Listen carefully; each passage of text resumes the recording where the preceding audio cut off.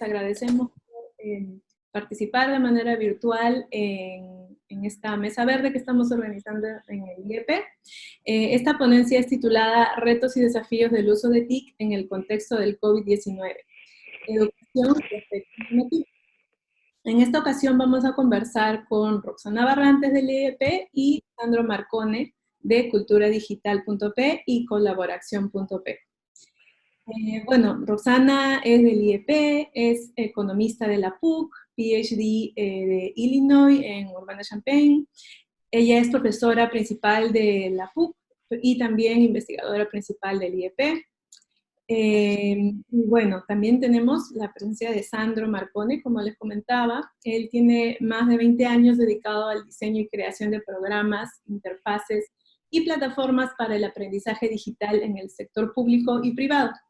Además ha sido consultor del BID, del Banco Mundial, de la UNESCO y varias instituciones del Estado. Sandro ha participado en el diseño y gestión de políticas públicas como director ejecutivo del proyecto Huascarán, miembro del Consejo Directivo de INICTEL, director general de Tecnologías Educativas, y entre muchas otras participaciones en el sector público. Y como mencionaba al inicio, en la actualidad él dirige culturadigital.p y es gerente de proyectos educativos en colaboración.p. Bueno, en esta ocasión lo que yo quería abordar con ustedes es más o menos lo que dice el título de nuestra ponencia, y quería empezar comentando un poco sobre, digamos, un panorama, un diagnóstico de qué tenemos en el sector TIC, o bueno, qué teníamos hasta antes de esta pandemia mundial.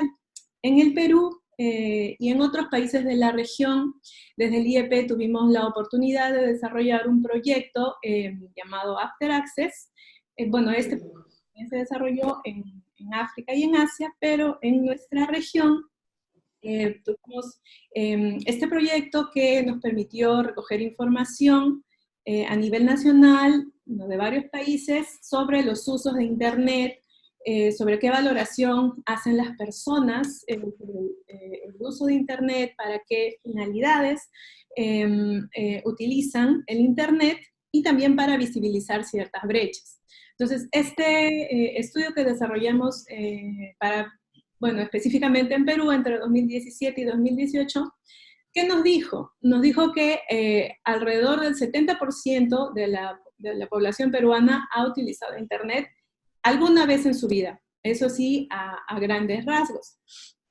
Luego también, ¿qué encontramos? Que alrededor del 80% de la población del Perú tiene un celular. Entonces aquí estamos hablando netamente del acceso a estas tecnologías. Pero a su vez, para nosotros era importante conocer qué dificultades o qué brechas persisten en el sector TIC en el Perú. Entonces encontramos, por ejemplo, la brecha ya conocida urbana-rural, principalmente por los temas de infraestructura. También encontramos una brecha entre hombres y mujeres en el uso de Internet, no solo Internet, bueno, redes sociales, uso de celulares, entre otros.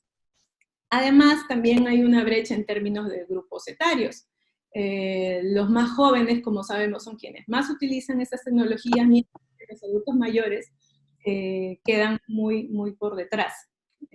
Teniendo en cuenta el presente contexto, de repente muchos adultos mayores viven solos, sin acceso a estas tecnologías que en la actualidad nos están facilitando el acceso a una diversidad de servicios. Entonces ahí tenemos un reto. Además de las brechas por nivel socioeconómico, por nivel educativo, entre otros. Y aparte de ello, también nosotros nos enfocamos en usos relacionados a educación, trabajo y relaciones con el gobierno. Entonces, ¿qué encontramos? De esas personas que alguna vez utilizaron Internet en su vida, el 45% declaró haberlo utilizado para fines educativos.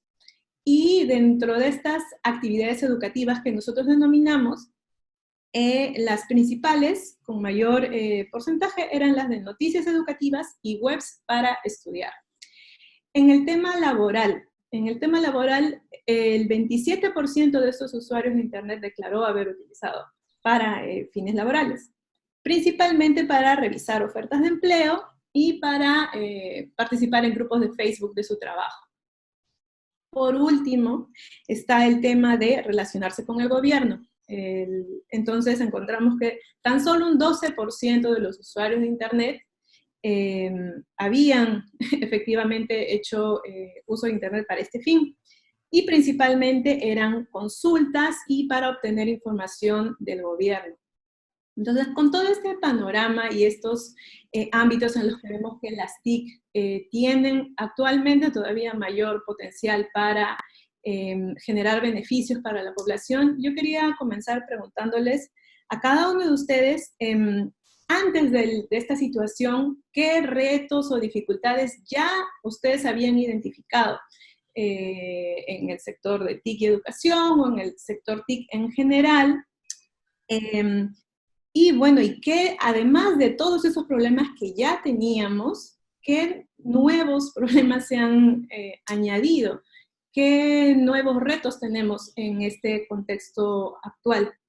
Sandro, si quieres comentarnos primero, por favor. Sí, claro. Muchísimas gracias por la oportunidad de participar en esta mesa. Y claro, participar con Roxana es absolutamente un honor, un privilegio. Entonces, con mucha felicidad dentro del contexto de complejidad.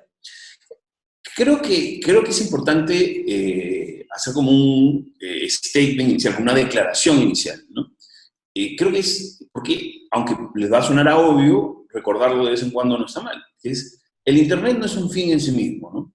Y en el caso de Internet y educación, también es importante recordar que la educación tampoco es un fin en sí mismo. O sea, no nos sirve de nada las métricas de cobertura de Internet y de cobertura educativa si detrás de ellas no hay calidad, no hay impacto, no hay gente siendo más feliz, gente siendo más productiva, ¿cierto? Nada de eso tiene sentido en sí mismo, ¿no? Entonces, conceptos como la brecha digital, como se había pensado, ¿no?, en los 90, fines de los 90, en donde los indicadores relevantes eran la penetración de dispositivos por persona, los anchos de banda, ¿no?, son secundarios respecto a el fin último de todo esto. Particularmente, y de ahí viene lo que se trabaja en cultura digital, ¿no?, tiene que ver con cuál es el proyecto de sociedad que queremos tener, ¿cierto? O sea, si nosotros queremos una sociedad de determinadas características, ¿no?, pues sí, tecnificarla será un objetivo válido, ¿no? O sea, poner más tecnología por poner. Pero si lo que nosotros queremos construir, y hay un consenso sobre eso, es una sociedad de la información y el conocimiento, en donde hay equidad y igualdad de acceso a la información, ¿no?, en donde empezamos a desarrollar economía naranja, economía colaborativa, en donde empezamos a remontar algunas de las brechas entre países, ¿no?, a aquellos países que no tenemos una gran infraestructura, ¿no?, podríamos optar por espacios, ¿no?, de talento, ¿no? Entonces, si nosotros queremos eso, si esa es la línea, entonces las cosas tienen que empezar a medirse en función de eso. Y claro, yo creo que hay, pensando en Internet y educación, yo creo que hay dos grandes pasivos, ¿no? Uno tiene que ver en el tema de conectividad, ¿no? Hemos estado muy acostumbrados a entender la conectividad como el acceso a Internet, ¿sí? Y hemos perdido de vista, hay eslabones perdidos, ¿no es cierto? Porque hay conectividad y además nos olvidamos de cómo empezó Internet, ¿no es cierto? El inicio de Internet fue la interconexión de 17, 18 universidades principales en Estados Unidos, ¿no es cierto? Entonces, hay un nivel de interconexión local, regional, nacional, que hemos perdido de vista, porque todos hemos saltado a la conexión internacional, ¿no es cierto? Automática e inmediatamente, aún en los primeros años, no quedaba claro cuál era el valor que agregaba, ¿no?, poder entrar a la biblioteca del Congreso de los Estados Unidos y no poder leer ningún libro, ¿no? Entonces, aun cuando no había un valor cotidiano real, la conectividad estaba demasiado sesgada hacia el acceso a Internet, ¿no? Entonces, la posibilidad, por ejemplo, eso es importante porque ahora podríamos estar hablando de una gran red amplia, una red ampliada, local, entre colegios, ¿no?, que no gastarían un bit o un byte de Internet, técnicamente hablando. Yo creo que ahí hay una primera cosa, la conectividad. Y una cosa derivada de ese concepto de conectividad que además se enfoca solo en la conectividad tecnológica, no en la conectividad conceptual ni en la conectividad cognitiva, ¿no es cierto? Que ahí habría que explorar también. Pero en lo tecnológico, hemos estado acostumbrados a tener usuarios en casa muy pasivos. Usuarios que, claro, podían sobrevivir con una tecnología asimétrica, ¿no? Es decir, la bajada a una velocidad y la subida a otra velocidad.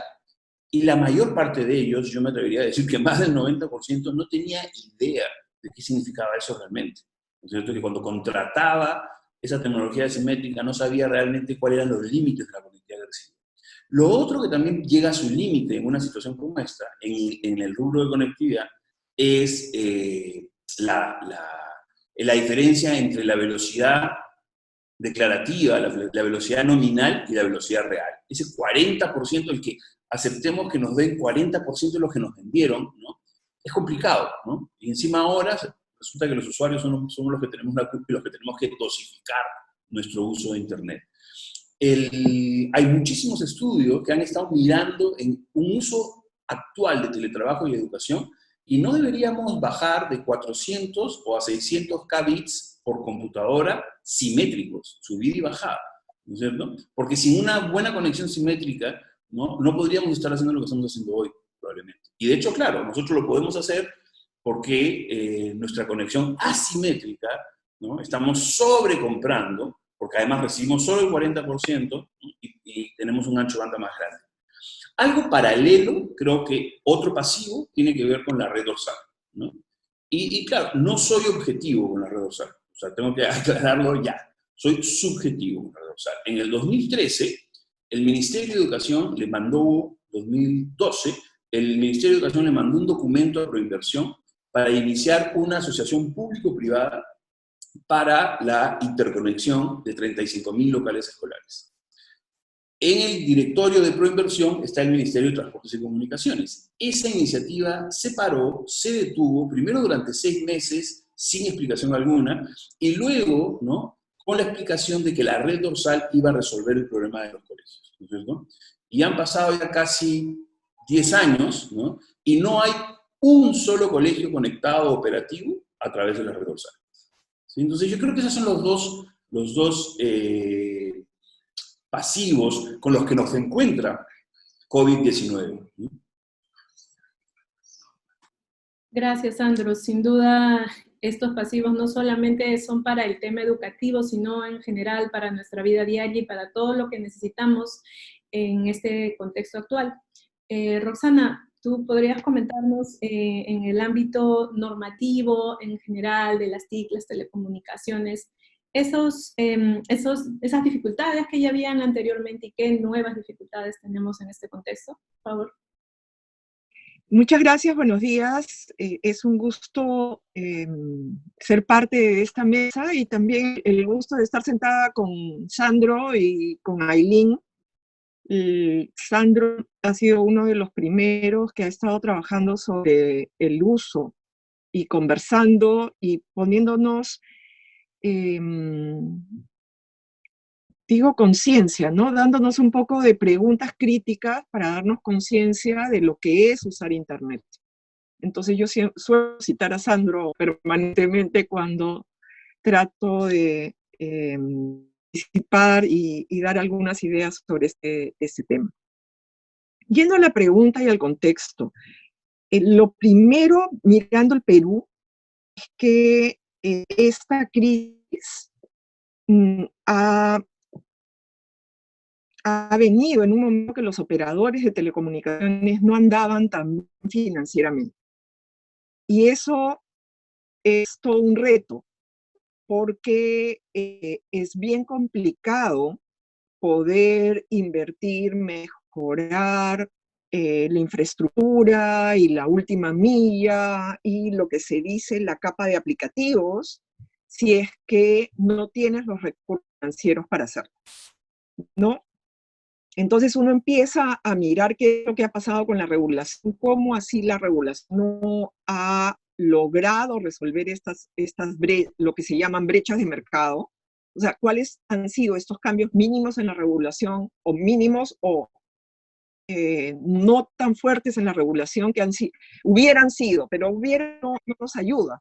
que ahora tendríamos que empezar a implementar para superar el déficit de conectividad. Y acá yo suscribo todo lo que ha comentado Sandro, ¿no? Siempre hemos visto que la conectividad y si la gente accede o no accede, de hecho la pregunta en la encuesta es una pregunta de ese estilo. ¿Has tenido alguna vez alguna interacción con Internet? Y la respuesta nos da un 70%, pero realmente no sabemos qué tipo de interacción ha sido, frecuentemente, ruido, y todas esas necesidades, así como, y esto creo que también se lo escuché a Sandro, lo conversamos alguna vez hace un montón de años, el tema de ahora el Internet y todo lo que significa Internet es como una cotidianidad que tendría que ser para los usuarios tanto más conocida como escribir, ¿no? Como leer y escribir y como hacer operaciones matemáticas simples, ¿no? De aritmética sencilla. Sumar tu cuenta, cuánto te va a demorar llegar a un sitio si caminas a tal velocidad, etcétera, etcétera, etcétera. Esas cosas, la cotidianidad, tendrían que ser parte de lo que las personas sabemos de Internet, y esto no ha ocurrido, ¿no? Y esto ocurre. Aún gente que ahora está dictando clases vía Zoom, temas críticos, temas mínimos de cómo es que esto funciona, no lo conocen. Y tampoco se trata de convertirnos todos en ingenieros de software. No, pero sí lo mínimo, de tal modo de poder hacer el mejor uso de esta herramienta. Entonces, ¿cómo nos encontró? Nos encontró con operadores en situación complicada, nos encontró ya con problemas de calidad a nivel de última milla. O sea, aún esos pocos nos conectábamos, como nos conectábamos, teníamos problemas de calidad. ¿Y cómo se ha reaccionado? La reacción no ha sido tan rápida como hubiéramos querido. Yo creo que han habido un conjunto de procesos de disonancia cognitiva, decimos los economistas, disonancia cognitiva. O sea, nos ha tomado tiempo darnos cuenta de la magnitud del cambio de vida. Y como bien dijo Sandro, o sea, la tecnología es un instrumento para la vida. En la medida que nuestra forma de relacionarnos cambia, tiene que cambiar la manera de relacionarnos con la tecnología. Entonces, claro, una de las primeras medidas de marzo, después de la cuarentena, fue no se puede tratar ni mejor contratos, ¿no? Si eres más ancho de banda, no puedes. Porque se privilegiaba que tú fueras con tu DNI. Entonces nos olvidamos que, discúlpame, supuestamente el DNI está en una base de datos de la RENIEC. ¿Cuál es el problema si das? No, nos hemos demorado. Entonces, ahora, en el camino también yo entiendo que esto sí es cierto, que se le dio a los operadores flexibilidad en el uso de espectro, inclusive con la posibilidad de usar más espectro del originalmente asignado.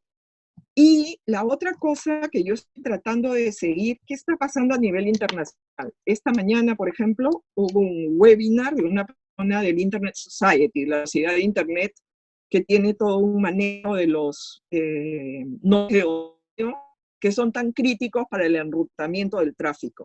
Y lo que este funcionario nos comentó esta mañana es que a nivel internacional, ya las redes, infraestructura básica sobre la cual se monta la capa de aplicación, que es la que nos permite tener esta reunión, por ejemplo, estaba con una capacidad libre para usar de 40-50%. Entonces, a nivel internacional, el tráfico no se ha caído, ¿no? Y eso es algo que se esperaba que pudiera ocurrir. Lo que está cayendo, como bien dijo Sandro, lo que está pasando en la denominada última milla. ¿Qué está pasando en tu casa? ¿Qué está pasando con tu enrutador en tu casa? ¿Qué está pasando en mi propia casa? hay momentos del día que estamos 5 personas en videoconferencia, 5, ¿no? Y digamos, mi contrato no estaba diseñado para eso. Y ahí es donde es que para el usuario que ha sido tirado a una piscina sin saber nadar, es que vienen las frustraciones, aparte del tema que ella mencionó Sandra también, del tema de todo el problema de calidad, ¿no? Que contratas un máximo, pero la empresa está obligada a darte un porcentaje. Y ahora, si vas a aplicar el reglamento de calidad, vamos a entrar en problemas, me parece. Y lo dejo ahí porque si no me puedo tomar todo el tiempo. Gracias, Roxana. Y hablando de las medidas que se han estado tomando en este contexto, en relación a las tecnologías, a la educación, yo quería preguntarle a Sandro en particular sobre su opinión sobre la reciente adquisición de tablets para fines educativos, especialmente en las zonas rurales.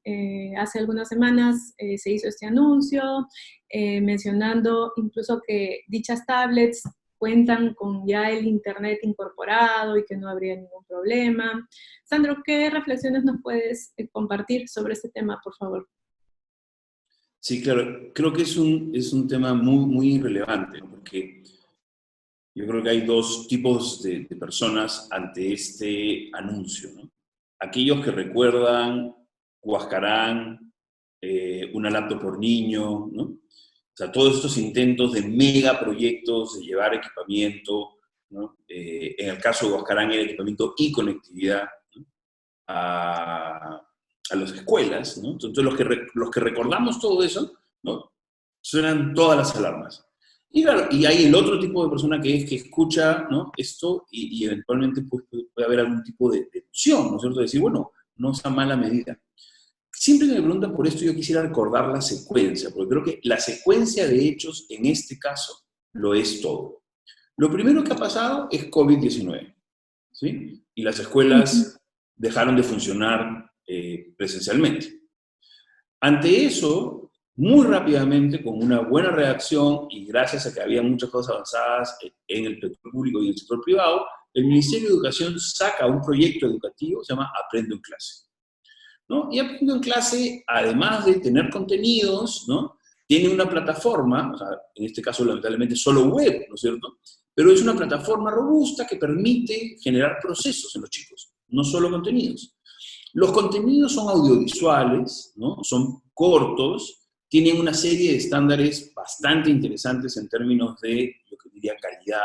No son los contenidos de la televisión educativa de los 60 o los 70, ¿no es cierto? Que tenía muchas cosas interesantes que aquí en el Perú no terminó de madurar, lamentablemente, porque también es un eslabón perdido, pero no estaba mal. Aprendo en casa, ¿no? Yo creo que es espectacular. Pero además de eso, es espectacular porque da un mensaje claro, ¿no es cierto? Y es que la educación no puede detenerse. O sea, no podemos desactivar el sistema educativo en un país. No podemos dar por el año por perdido, ¿no es cierto? Cada uno en su casa y ya ven cómo se las arregla. Y no lo podemos hacer, ¿no? Por muchas razones, pero la más importante es por equidad. Porque si el Estado se abandona, si el Ministerio de Educación se hubiera abandonado, hubiera dicho, no engañemos a nadie, los aprendizajes de este año, curricularmente hablando, no los vamos a recuperar, ¿no? Y así que cancelemos el año y ya está. Si hubiera hecho eso, los que hubieran podido sacar adelante este año eran los que tenían más plata, ¿no es cierto? Es decir, los que estaban mejor, los que tenían mejores antecedentes culturales digitales, los que tenían mejor acceso a digitalidad, los que tenían acceso a colegios privados de repente, ¿no? Y no la gente con menos recursos. Entonces yo creo que Aprendo en Casa, ¿no? Es lo que vino, lo importante. Una vez que aparece Aprendo en Casa, siguiendo la secuencia, la gente empieza a decir, sí, pero esto no es para todo el mundo, porque no todo el mundo tiene acceso a Internet. Bueno, entonces sacamos con televisión y radio. Ok, sí, bonito, televisión y radio, pero no todo el mundo tiene acceso a televisión, aunque hay más televisión que refrigeradores en el Perú, ¿no? Y luego, bueno, y radio, igual la radio no es suficiente porque la interactividad no termina. Entonces, lo que está haciendo el Ministerio es reaccionar y decir, ok, cierto, no hay conectividad, no hay equipamiento, la radio y la televisión solas no son suficientes, así que voy a inyectar donde más se necesita equipamiento y conectividad, ¿no es cierto? Entonces, el contexto, la secuencia en la que aparece el anuncio de las tabletas es muy distinto a como aparece Huascarán o como aparece una laptop por niño, ¿no es cierto? Yo creo que desde ahí podemos partir este análisis, ¿no es cierto? En términos de, ahora sí tenemos un proyecto educativo que es Aprendo en Casa, que necesita, ¿no?, tener los medios suficientes, y estos medios son internet, radio, televisión, los cuadernos de trabajo impresos y las tablets, ¿no? Las tablets son un elemento más de un proyecto educativo, ¿no?, mucho más ambicioso. Entonces, desde ese punto de vista, yo celebro y quisiera pensar que Aprendo en Casa se va a convertir con el tiempo en nuestro plan Ceibal, ¿no? Como, digamos, haciendo el símil con Uruguay, ¿no? En una de las cosas que yo siempre envidié sanamente a Uruguay es que en Uruguay muy poca gente cuestionaba lo importante de conectar y equipar a los colegios, ¿no? Aquí en el Perú permanentemente se ha cuestionado ese elemento, se le ha exigido incluso pruebas, se ha hecho una evaluación que ha costado $1 millón para ver si efectivamente la computadora aportó a los aprendizajes. Y nadie midió la equidad, nadie midió, ¿no?, el mensaje que se le daba al niño que recibe una computadora, recibe una tablet, ¿no?, y que es un mensaje de ciudadanía. O sea, tú eres tan ciudadano como cualquier otro y ahora tienes voz, porque le puedes escribir un correo electrónico al presidente, y le puedes escribir, puedes entrar a la página web. Hay una serie de acceso a información. Por supuesto que solo el dispositivo en sí mismo no va a hacer todo eso, sino que tiene que ver con el contexto. Pero a mí la metáfora con la que quisiera terminar esta intervención es que a mí siempre me maravillaron los San Bernardos. La historia de San Bernardo con el barrilito, ¿no?, llegando a esta persona perdida en medio de la nieve. Claro, a mí me quedaba claro que lo más importante, lo más urgente, lo adecuado era que a esa persona perdida en medio de la nieve llegara un profesional de la salud, ¿no es cierto? Llegaran y lo rescataran en helicóptero, ¿no?, o en lo que fuera, y lo llevaran. Ese es el ideal. Pero ¿quién puede cuestionar que llegue el San Bernardo en su defecto, ¿no es cierto? Entonces, la tableta no es lo ideal, pero es lo suficientemente buena para que esos contextos, que son los más aislados, puedan tentar a adquirir una competencia que probablemente debería ser denominado el aprendizaje nacional de este año, que es la autorregulación del aprendizaje. O sea, si hay alguien que necesita poder aprender a aprender con autonomía, es en las zonas rurales, que son porque lo que mayormente están solos, ¿no? Solos en relación a la presencia del Estado. Gracias. Gracias, Sandro. Sin duda, los que estudiamos este sector de TIC y su vínculo con el desarrollo, estamos muy interesados en cómo se va a llevar a cabo toda esta estrategia del gobierno en el sector educativo en específico, para ver que efectivamente se pueda lograr el objetivo, que los pobladores puedan realmente internalizar, apropiarse de estas tecnologías y utilizarla para los fines que ellos consideren pertinentes y más útiles para sí mismos. Bueno, y continuando con el tema de las medidas que se han adoptado actualmente, lo que yo quería preguntar a Roxana. Roxana, nos comentabas ya sobre el tema de la calidad del servicio. Entonces, tenemos este decreto de urgencia, el 035, que se promulgó a inicios de abril, en el cual se hablaba de la inaplicación del reglamento de calidad de los servicios públicos de telecomunicaciones. ¿Cómo crees que esto va a afectar? ¿Qué impresiones te da? Y aparte de ello, ¿hay algunas otras medidas que tú hayas identificado, hayas visto, que nos puedas comentar? Por favor. Antes de ir a la pregunta, yo quiero enfatizar la importancia de la idea que ha ofrecido Sandro, que este es un año de intenso aprendizaje. Probablemente los aprendizajes no sean curriculares respecto a un tema específico de la historia del Perú o un tema específico de ciencias, de biología, pero sí lo que tenemos que destacar y tenemos que enfatizar para la construcción de ciudadanía es la idea del aprendizaje con autonomía, ¿no? Nosotros somos parte de una sociedad muy autoritaria, donde si nos dan una instrucción, estamos esperando a ver si alguien está verificando si la cumplo o no, y no cumpliéndola porque la tenemos que cumplir. No quiero comentar nada del tema de la cuarentena ni nada por el estilo. Algo similar, evidentemente, pasa con los aprendizajes. Y la educación a distancia es una educación que requiere mucha autonomía, mucha capacidad de hacerte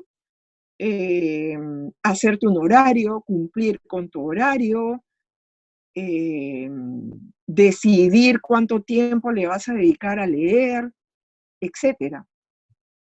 Probablemente yo quiero ser optimista y pensar que este aprendizaje con autonomía nos va a ayudar a ser ciudadanos también más autónomos, en el sentido que vamos a requerir menos de estas soluciones autoritarias de que alguien esté viendo si cumplo o no cumplo para tener incentivos para cumplir. Pero ese es un tema que probablemente sociólogos, psicólogos sociales, antropólogos van a tomar con bastante más conocimiento que yo. Volviendo a la pregunta sobre qué otras medidas y los retos propone la suspensión de la aplicación del reglamento de calidad, muchos de nosotros no andamos muy felices con nuestras conexiones de Internet. Y ahí yo creo que es bien importante considerar varios elementos. Un elemento está en tu red interna. A veces con tu red en tu hogar, con tu red de Internet, pasa lo que suele pasar con tu red de electricidad, ¿no? Hace 5 años la dimensionaste para un conjunto de electrodomésticos y una carga, y ahora resulta que has duplicado. Entonces, tu red de electricidad, la interna, va a colapsar. Algo similar pasa con el nivel de tu última milla en tu casa. Entonces, hay una responsabilidad nuestra en adecuar nuestras instalaciones y este es un momento de mucho estrés para esa red interna de los hogares, ¿no? Tuve un comentario de un alumno, por ejemplo, que me decía que había solamente una laptop en la casa, que habían 2 personas estudiando y su papá haciendo teletrabajo. Esto es casi inmanejable, ¿no? Ni aunque tengas una red ilimitada, un plan ilimitado de datos, puedes aguantar ese nivel de demanda a nivel interno. Entonces, un tema es interno, pero otro está en la conectividad. ¿Cómo es que llega la infraestructura a tu hogar para poder darte todos los servicios en el hogar? Y ahí no necesariamente o tenemos la infraestructura o la capa de aplicación, todo este software que se necesita para ampliar los anchos de banda están a disposición. Y con empresas que ya tienen un montón de problemas financieros y que ahora está ocurriendo que por la crisis económica asociada a las medidas de lucha contra la pandemia, hay un montón de usuarios que no estamos pagando porque no tenemos el dinero para pagar, pero necesitamos el servicio porque esa es nuestra conexión con el mundo, nuestra conexión con los trabajos, nuestra conexión hasta para recibir los bonos, que ha dado el Estado necesita algún tipo de interacción a través de páginas web, a través de Internet. Entonces, las empresas ahora están en una situación complicada.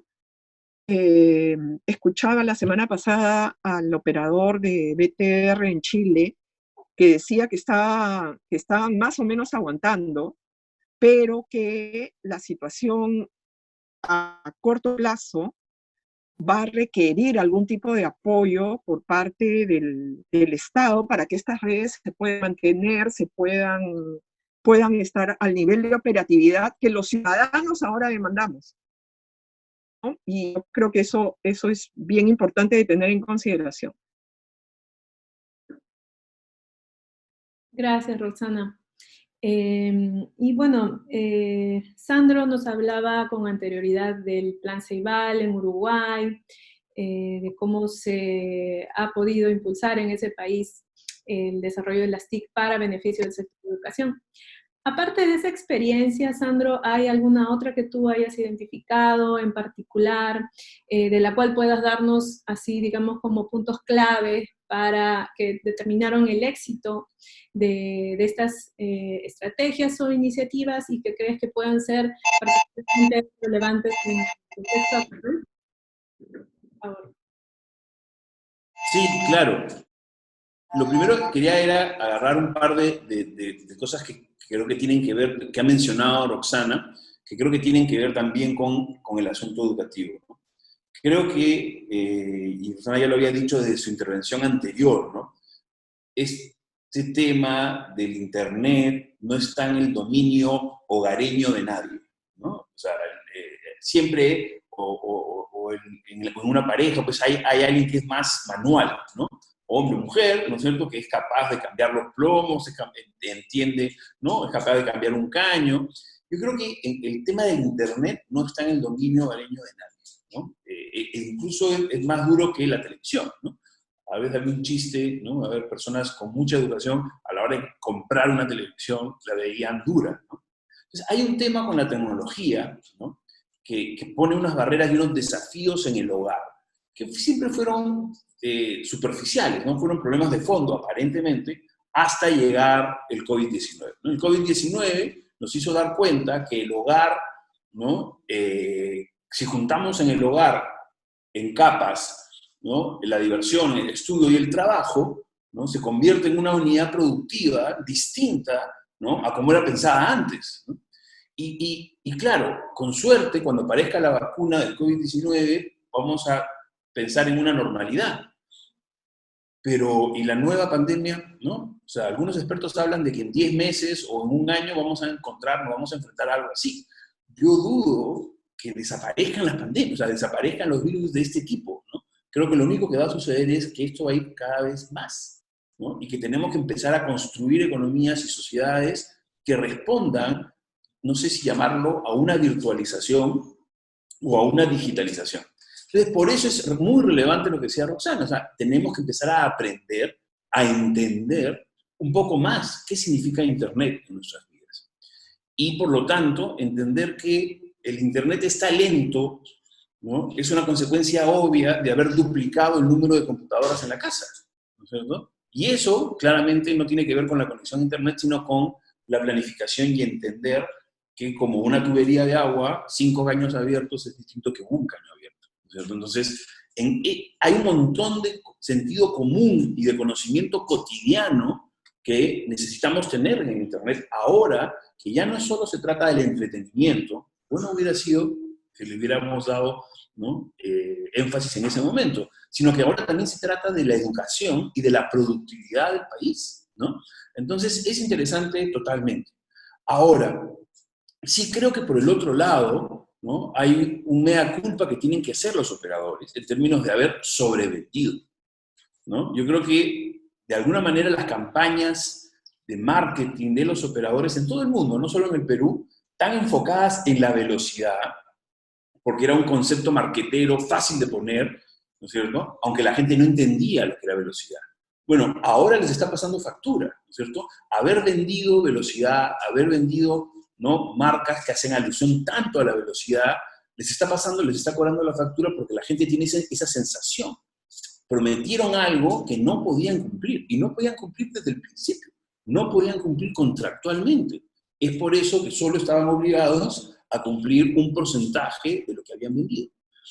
Eso es una cosa interesante. Y lo otro que también creo que tendríamos que mirar es cuánto de la crisis financiera de los operadores de telecomunicaciones viene del negocio móvil y cuánto de los otros tipos de negocios. Y ahí sería como una pregunta, Roxana, en realidad. O sea, regulatoriamente hemos logrado que el negocio móvil no contamine, porque es un negocio de un tipo muy especial, el negocio del Internet fijo, por ejemplo. O sea, porque yo veo algunos operadores de Internet fijo corporativo, ¿no?, que no tienen esos problemas financieros, ¿no? Y que probablemente ahora van a estar en un boom, ¿no? Porque además venden tecnología simétrica, ¿no? Como fibra óptica en vez de ADSL.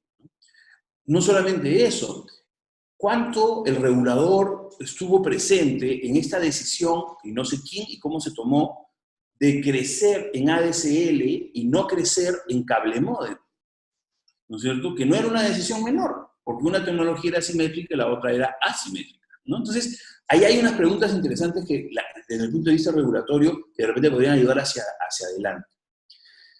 En relación a la pregunta original sobre qué otros, ¿no?, casos de tecnología en la educación exitosos, ¿no? Yo quisiera hacer primero una reflexión sobre el éxito, ¿no? El éxito de un proyecto, de un programa, tiene que ver con el objetivo que te planteaste. Yo creo que el gran fracaso de una laptop por niño, por ejemplo, fue en que el objetivo que se planteó fue mejorar la calidad de los aprendizajes, ¿no es cierto? Si una laptop por niño no se hubiera planteado ese objetivo, no estaríamos hablando de ese proyecto como un fracaso. Porque desde el punto de vista de distribución logística, fue impecable, ¿no es cierto? Salvo al final que empezó a toser y la transición de gobierno no ayudó, ¿no? Se movieron las cajas como se debieron mover. Y bueno, incluso hubo alguna capacitación. Las laptops en sí mismas, en términos de hardware y software, eran propuestas interesantes, ¿no? No eran propuestas para desmerecer. Detrás estaban las mentes más interesantes en términos de tecnología del mundo. O sea, una laptop por niño no fue inventado en el Perú. O sea, el proyecto OLPC era la propuesta del MIT respecto a esto. Tuvieron problemas conceptuales de fondo que luego Negroponte corrigió, ¿no?, en el camino, y finalmente luego salió del tema, ¿no?, cuando ya no pudo seguir corrigiendo. Entonces, desde ese punto de vista de éxito, yo creo que hay muchísimas cosas que mirar. Si no existe, yo no creo que exista, y es más, existe todo lo contrario, es evidencia de que no sucede. Proyectos exitosos en los que la tecnología por sí misma impacte en la calidad de los aprendizajes. No existe, y yo dudo que algo alguna vez logre probar que la computadora, la tablet o el teléfono en sí mismo impacte la calidad de los aprendizajes. Es decir, si las repartes tirándolas por helicópteros, como literalmente lo han hecho en algún momento en África, ¿cierto?, justamente para probar que cualquier cosa entre el niño y un celular era ruido, ¿no? Lo lanzaron, las ponían sin explicación, sin nada, y los chicos llegaban a usarlas, pero eso no quiere decir que realmente fueran un instrumento de aprendizaje valioso, ¿no? Entonces yo no creo que los aprendizajes deban estar en la línea de medición, ¿no? O al menos no los aprendizajes, como decía Roxana, curriculares, ¿sí? No estoy seguro de que valga la pena siquiera hacer un ejercicio para demostrar que con la tablet, solo con la tablet, alguien puede aprender más geometría, ¿no? Yo creo que la tablet, como vehículo, como medio para llevar ciudadanía, ¿no?, es mucho más interesante, mucho más valiosa, ¿no?, y a la larga va a aportar más. Pero hay una obsesión hoy día, ¿no? Y es una obsesión que tenemos incluso en los colegios privados también. Los padres obsesionándose por el aprendizaje, ¿no? 6 meses antes ni pensaban en eso, 3 meses antes pagaron la matrícula del colegio que ya no quieren pagar, ¿no? Entonces uno se pregunta, ¿qué pasó? ¿En qué momento hubo este divorcio, ¿no? Y creo que como en todo divorcio hay, pues, causas en ambos lados. Pero bien, desde esa perspectiva y con todas esas salvedades, ¿sí?, hay muchísimos, ¿no?, proyectos que deberíamos mirar. Creo que deberíamos mirar Argentina, ¿no? Argentina con Conectar Igualdad, ese programa que repartía laptops a los jóvenes. A mí me gustaba por el nombre, ¿no es cierto? Pero no era Conectar Igualdad, era... ya se me fue, pero digamos, iban en el foco directo, ¿no es cierto?, del tema de equidad. Además de eso, Argentina tiene un modelo interesantísimo que es educ.ar, que tiene canales de televisión, ¿no? Y educ.ar es una empresa en donde el presidente del directorio es el ministro de Educación, ¿no? Entonces, digamos, es una empresa pública que hace contenidos. Tiene Paca Paca, que es un canal exclusivo para niños, Encuentro, que es un canal de contenido más de adultos, algo como podríamos decir lo que está pasando con el IRTP, o sea, con Canal 7 y P, ¿no es cierto? Y TVP, ¿no es cierto? Este canal de televisión de contenidos. Luego, en Portugal también tuvo una experiencia interesante a lo largo de los años. Pero creo que hay algo que es fundamental. En todas estas experiencias, ¿no? Lo que es una constante es la continuidad, ¿sí? Creo que llegó el momento de que el Perú asuma un proyecto de educación y tecnología y que lo mantenga, ¿no?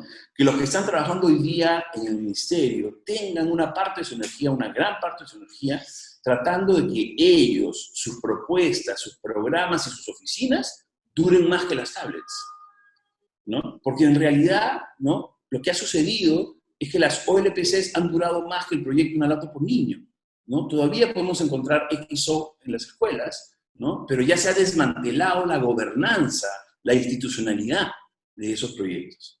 Entonces, porque rápidamente los decapitamos, rápidamente, ¿no?, los enjuiciamos, rápidamente les pedimos cuentas, ¿no?, hasta el Ministerio de Economía y Finanzas de calidad de gasto.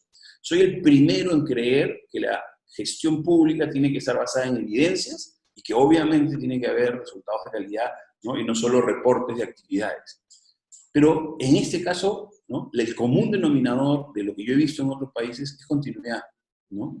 Y entonces eso es lo que tenemos que lograr. Y esa continuidad se gana sobre la base del apoyo de todos. O sea, Plan Ceibal es parte de la identidad nacional de Uruguay.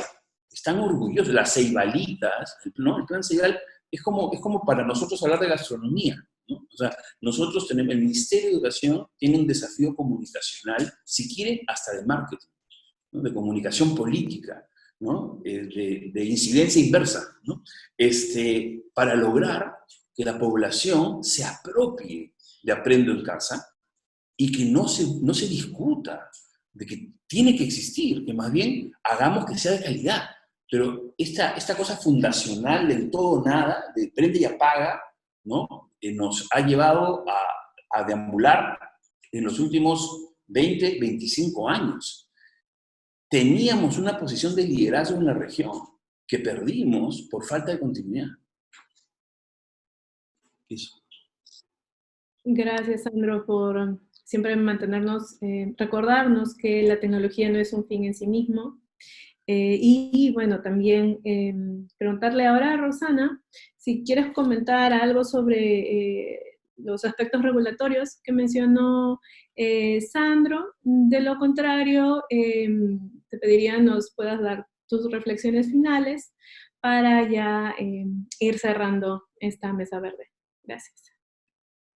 Muchas gracias. A mí me gustaría comentar varias de los temas que ha comentado Sandro, y sería súper bueno que en algún punto podamos hacer una mesa verde sobre los temas regulatorios, específicamente, ¿no?, trayendo al presidente regulador, a la viceministra, y vemos si podemos elevar un poco el nivel de la discusión. Yo creo que es bien importante revisar, repensar algunas de los retos que tenemos regulatoriamente.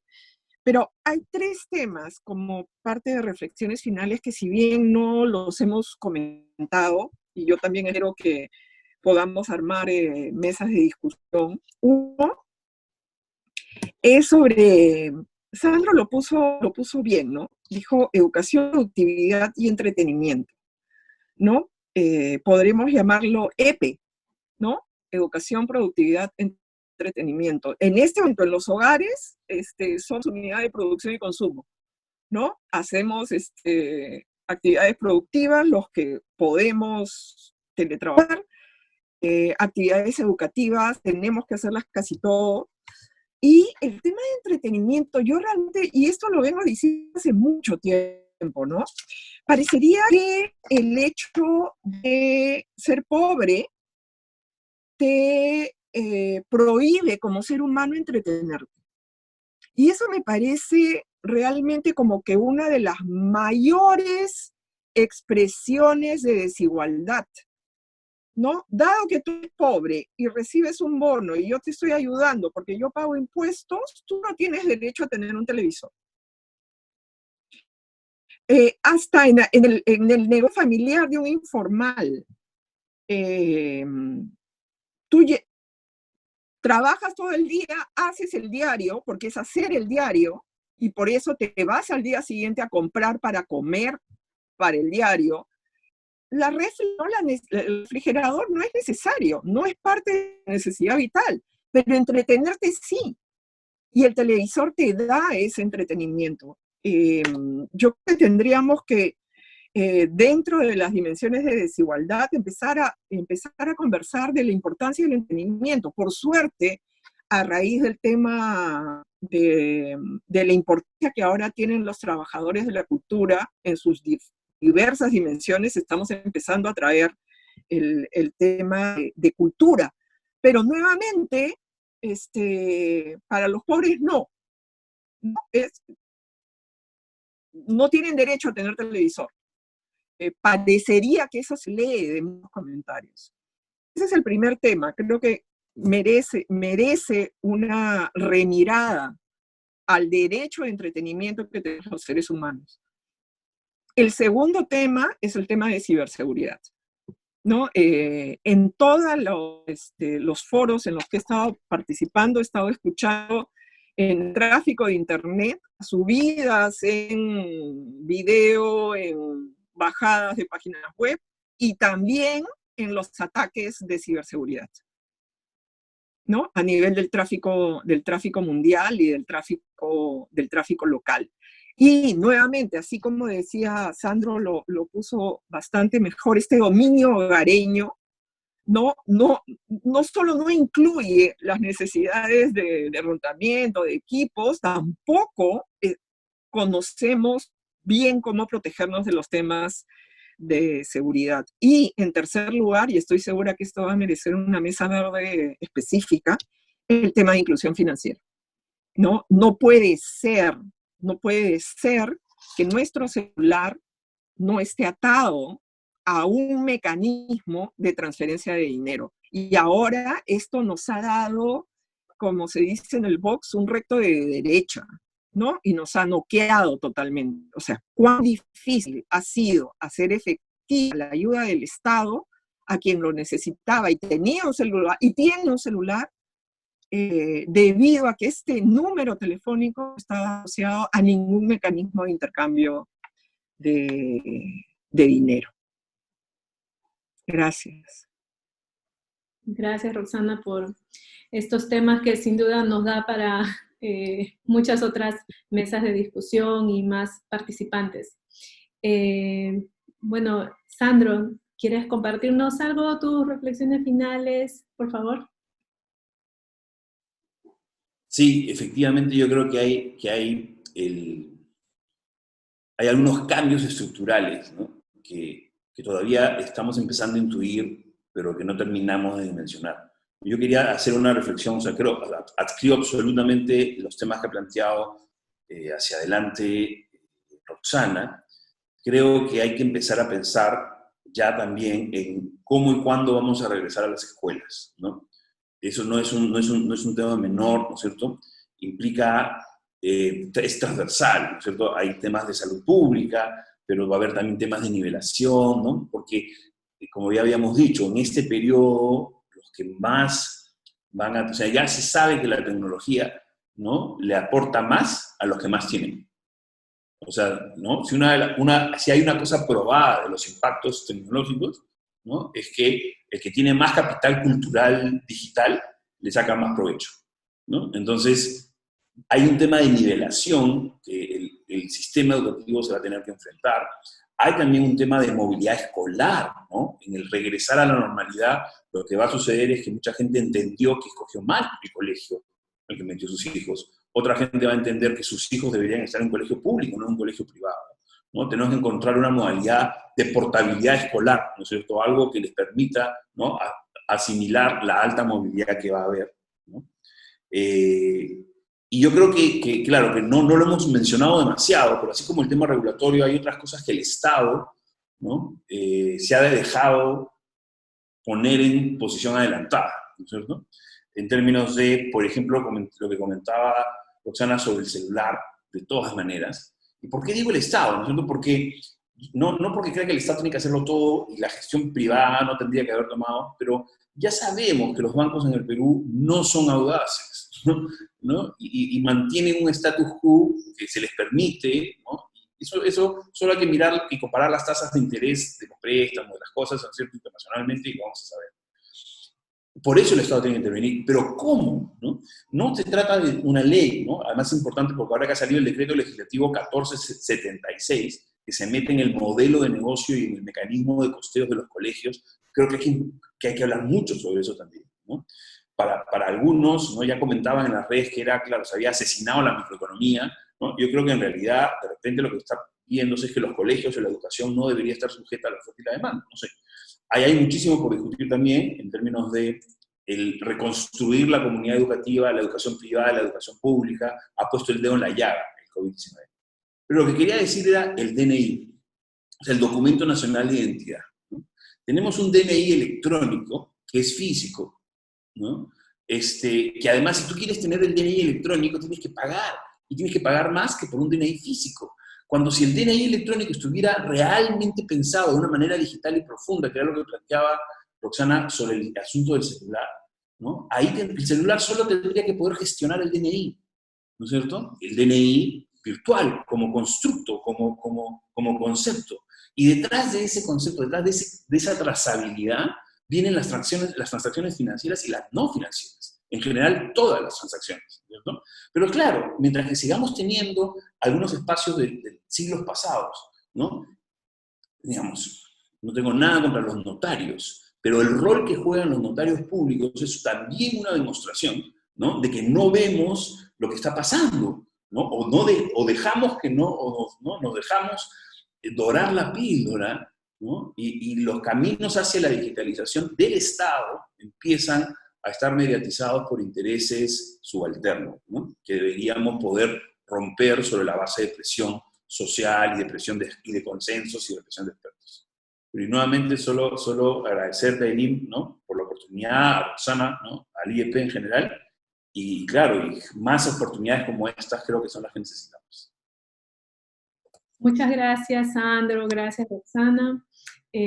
Damos por terminada la mesa y bueno, esperamos poder reencontrarnos para seguir profundizando en este y otros temas del ámbito TIC que, bueno, sin duda van a ser de mucho aporte para la discusión actual y, bueno, de lo que se viene también, como han mencionado ustedes. Muchas gracias.